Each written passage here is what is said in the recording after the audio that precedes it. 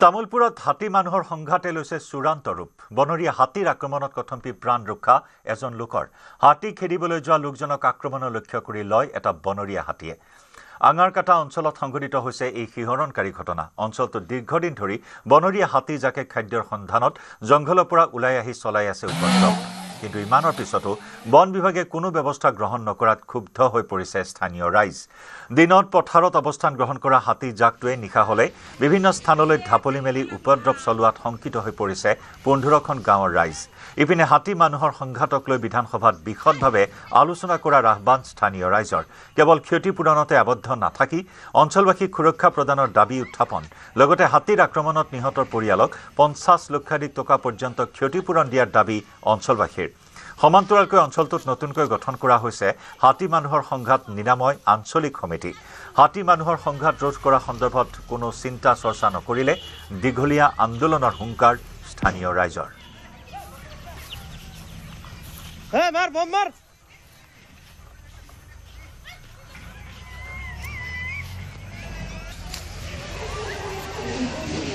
মুখ্যমন্ত্ৰী ডাঙৰীয়াক আমি আহ্বান জনাম যে হাতী মানুহৰ যিটো সংঘাত হৈ আছে সেই সংঘাতৰ ক্ষেত্ৰত যিসকল মানুহৰ মৃত্যুমুখত পৰে বা যিসকল চিৰঘুনীয়া হয় বা যি ঘৰবিলাক ভাঙি আছে তেওঁলোকৰ ক্ষতিপূৰণটো এই পুৰণিকলীয়া ক্ষতিপূৰণ আমি আৰু নামানো গতিকে ইয়াত ধন পৰ্যাপ্ত পৰিমাণৰ পুঁজি তেওঁলোকে বন বিভাগক দিব লাগিব আৰু বন বিভাগে হাতী প্ৰতিৰোধৰ ব্যৱস্থা কৰিব লাগিব নহ'লে আমাৰ কৃষক ৰাইজ কিন্তু জাগিছে ইয়াত এখন বৃহৎ কৃষক আন্দোলন হ'বলৈ গৈ আছে এই হাতী মানুহৰ যিটো প্ৰতিৰোধৰ যিটো সংগ্ৰাম সেই সংগ্ৰাম ইয়াতে আমি সীমাবদ্ধ ৰাখিব বিচৰা নাই এই সংগ্ৰাম আগন্তুক দিনত হয়তো গোটেই অসম জুৰি হ'ব নুমলীগড় শোধানাগাৰৰ নগৰাঞ্চলৰ আৱাসিক এলেকাত নাহৰ ফুটুকিৰ বিচৰণ খাদ্যৰ সন্ধানত জংঘলৰ পৰা এঘৰৰ বাৰান্দা পালে নাহৰ ফুটুকিটো চিচি কেমেৰাত বন্দী হৈছে বাৰান্দাত নাহৰ ফুটুকিৰ বিচৰণৰ দৃশ্য নগৰাঞ্চলৰ গাতে লাগি থকা দেওপাহাৰৰ পৰা খাদ্যৰ সন্ধানত নাহৰ ফুটুকি ওলাই অহাৰ সন্দেহ ৰাইজৰ ইপিনে জনাঞ্চলত নাহৰ ফুটুকিৰ বিচৰণক লৈ আতংকিত হৈ পৰে অঞ্চলবাসী দৃশ্য দেখুৱাইছো চিচিটিভিত বন্দী হোৱা এটা প্ৰকাণ্ড নাহৰ ফুটুকিয়ে জনাঞ্চলত বিচৰণ কৰা দৃশ্য গৃহস্থৰ ঘৰত প্ৰৱেশ কৰা দৃশ্য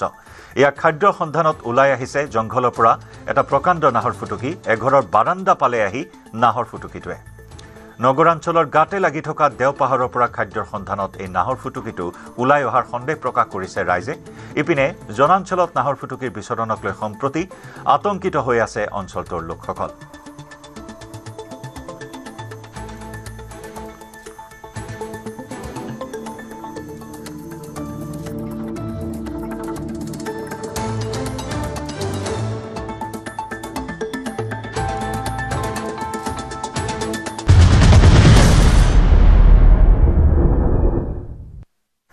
বোকাখাটৰ নুমলীগড় ধাবাৰ সমীপত ভয়ংকৰ দুৰ্ঘটনা 37 নম্বৰ ৰাষ্ট্ৰীয় ঘাইপথত ভয়ংকৰ এখন দ্ৰুতবেগী ট্ৰেইলাৰে মহতিয়াই নিলে এখন অটোভানক চিচিটিভিত বন্দী হৈছে দুৰ্ঘটনাটোৰ এই শিহৰণকাৰী দৃশ্য AS05A C6320 নম্বৰৰ এই অটোখনক খুন্দিয়াই পলায়ন কৰে ট্ৰেইলাৰখনে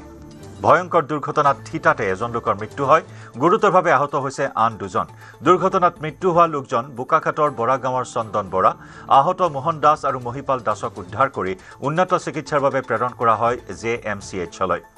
ইতিমধ্যে দুৰ্ঘটনা সংঘটিত কৰিয়ে ট্ৰেইলাৰ সহ পলায়ন কৰে চালকজনে চালকৰ সন্ধানত বা বাহনখনৰ সন্ধানত ট্ৰেইলাৰখনৰ সন্ধানত বোকাখাট আৰক্ষীয়ে অব্যাহত ৰাখিছে অভিযান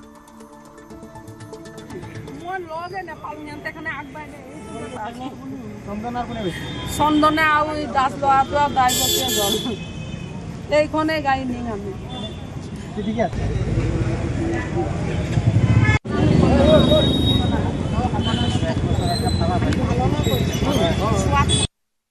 তাক সেনেকৈ কওঁ মই তাৰ পৰিয়াল মাইকী মানুহ ঢুকাইছিলে আজি 20 দিন হৈছে তাকে সি কালি গৈছিলে মোৰ ওচৰৰ বাই চব্জি আনিবলৈ আজি যাম বাই ময়ো যাম নহয় একেলগে যাম সি আগবাঢ়িলে আমি কিতাপ পিছ পৰিলোঁ গাড়ীখন লগ নাপালোঁ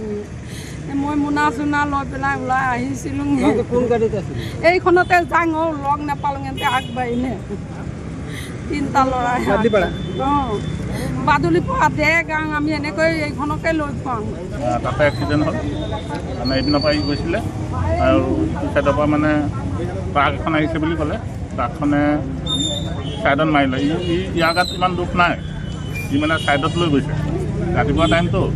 হয়তো ট্ৰাকলা টোপনিও আহিব পাৰে আৰু সেইটো ক্ষেত্ৰত থাকে তেনেকুৱাই হ'ল আহি পেলাই মানে ছাইডত মাৰি দিলে মৰাৰ পিছত মানে এখন পৰি গ'ল পিছত যিজন বহি গৈছিলে তাৰ মাথা ফাটিলে মাথা ফাটি লগে লগে স্কুলত গ'ল ৰঙিয়াৰ কাউৰবাহাত সংঘটিত হৈছে এটি লজ্জাজনক ঘটনা সপ্তম শ্ৰেণীৰ ছাত্ৰীক বিদ্যালয়ৰ ভিতৰতে যৌন নিৰ্যাতনৰ অভিযোগ শিক্ষকৰ বিৰুদ্ধে ৰঙিয়াৰ সমীপৰ কাউৰবাহাৰ এপিজে আব্দুল কালাম হাইস্কুলত সংঘটিত হৈছে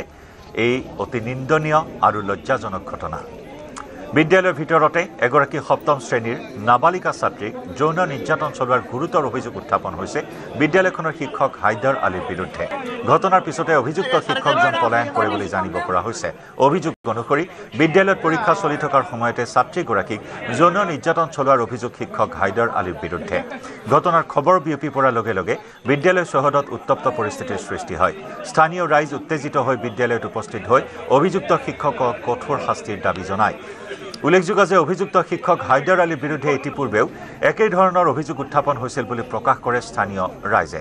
কিশোৰীগৰাকীৰ মাতৃয়ে কাউৰবাহা আৰক্ষী নিৰীক্ষণ চকীত দাখিল কৰিছে এজাহাৰ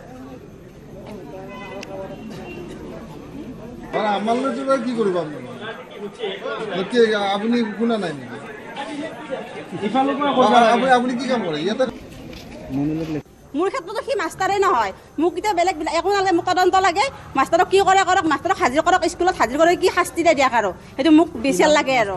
হাইদৰ ছাৰ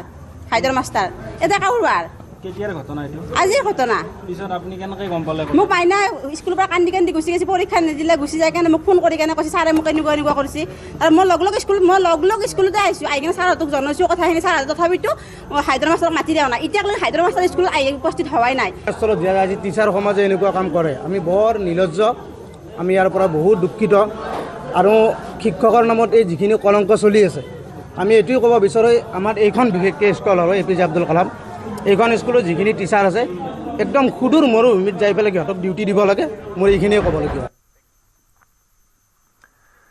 নুমলীগড়ত কিশোৰীক যৌন নিৰ্যাতনৰ চেষ্টা কৰা আব্দুল আজাদ আলীৰ বিৰুদ্ধে ৰাইজৰ ক্ষোভ ঘৰ ঘেৰাও কৰিলে ক্ষুব্ধ ৰাইজে নুমলীগড়ৰ ৰজাবাৰীৰ লেটেকু চাপৰিত উত্তপ্ত পৰিস্থিতিৰ সৃষ্টি হয় এগৰাকী কিশোৰীক ঘৰত কোনো নথকাৰ সুযোগত আজাদ আলী নামৰ লোকজনে গাত হাত দিয়াৰ লগতে যৌন নিৰ্যাতনৰো অভিযোগ উত্থাপন হৈছে এই অভিযোগৰ পাছতে ৰাইজে আব্দুল আজাদ আলীৰ ঘৰ ঘেৰাও কৰে ইয়াকে লৈ উত্তপ্ত পৰিস্থিতিৰ সৃষ্টি হয়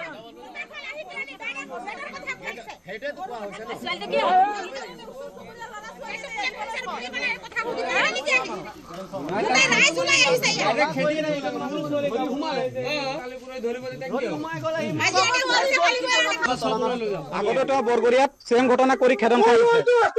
খেদন খাই পেলাই ইয়াত আহি